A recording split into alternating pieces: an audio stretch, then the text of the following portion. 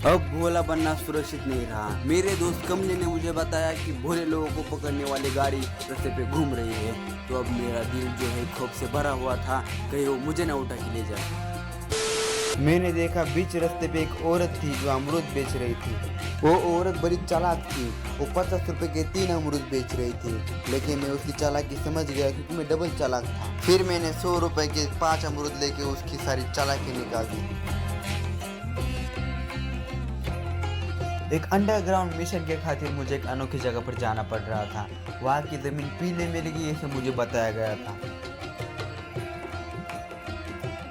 मैं मुंह पे 2 पानी की बूंदे मार के चाय पीने जा ही रहा था, लेकिन तभी मुझे भारतीय नारी का स्वरूप दिखा।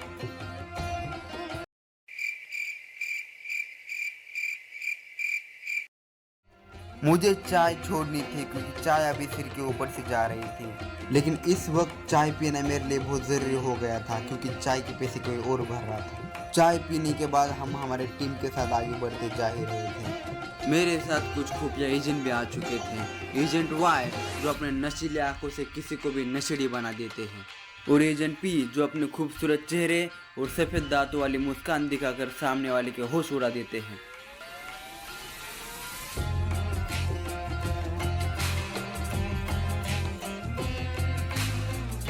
मैंने देखा मेरे पीछे एक टुक टुक बार बार आ जा रही थी। 2-3 बार तो मैंने इग्नोर किया, लेकिन फिर पता चला कि बार बार आ रही है, पीछा ही नहीं छोड़ रही। अभी ये तो साबित हो गया कि अगर तुम यंग हो, हैंडसम हो, ब्यूटीफुल हो, तो लड़का हो या लड़की, जमाने की नजर तुम पे रहेगी ही रहेगी। हमने हमारे गाड़ी के पापी टायर गांव में रख दिए थे। अब बस मंदिर के अंदर स्वैग में एंट्री मारनी थी, लेकिन उससे पहले हमें अपने पापी पैरों को धोना पड़ता है, तो इसलिए हम नदी पे आ गए थे। नदी पे बहुत सारी मछलियाँ देख के मेरा पेट गुड़गुड़ करने लगा, लेकिन मैंने अपने पेट को समझाया कि जाने दो, उनके भी परिवार है, उनके बाल बच्चे हैं। फिर मैं अपने सजना के लिए सज गया और अपनी टीम के साथ जाकर जुड़ गया। मेरी टीम काम करने से पहले ही पैसा मांग रही थी, तो मैंने उनको आइसक्रीम खिला के उनका मुंह चुप कर दिया। पैसा इंसान को बर्बाद कर देता है, लालच बुरी बला है, इसलिए मैंने इन लोगों को पैसा नहीं दिया। सारा पैसा मैंने अपने पास रख लिया। कहते हैं भगवान बड़े लोगों में उठते बैठते हैं, इसलिए हमें उनसे मिलने से पहले उनके लिए कुछ प्रसाद या आरती का सामान लेना पड़ता है। इसलिए हमने वहाँ पर बैठे आरती नाम के औरत से उनका कटोरा और उनके हल्दी का पैकेट ले लिया। हमारे परिवार के सदस्य भगवान से मिलने के लिए आतुर हो रहे थे, और यहाँ पर मैं मिशन की रिगार्डिंग जानकारी देने वाले हमारे माहिती अधिकारी से मिलने के लिए मैं आतुर हो रहा था। मंदिर के अंदर पापी लोग प्रवेश ना कर पाए, इसलिए मंदिर के मुख्य द्वार से पहले ही एक बड़ा सा कछुआ रखा गया था। कछुआ अपने हाईटेक ब्लूटूथ सेंसर के द्वारा भगवान को ये बता देता है कि देखो ये पापी जो है मंदिर के अंदर घुस रहा है। ये मुझे पता है क्योंकि मैंने यूट्यूब यूनिवर्सिटी से 20 साल का कोर्स करके कछुए की भाषा सीख ली थी। वैसे इन पर्सनल बातों के लिए मेरे पास बिल्कुल भी वक्त नहीं है। हम मंदिर में आगे बढ़ते जा ही रहे थे, तभी हमें भगवान की चमत्कारी तलवार वहाँ पर दिखी जो 42 किलो की थी।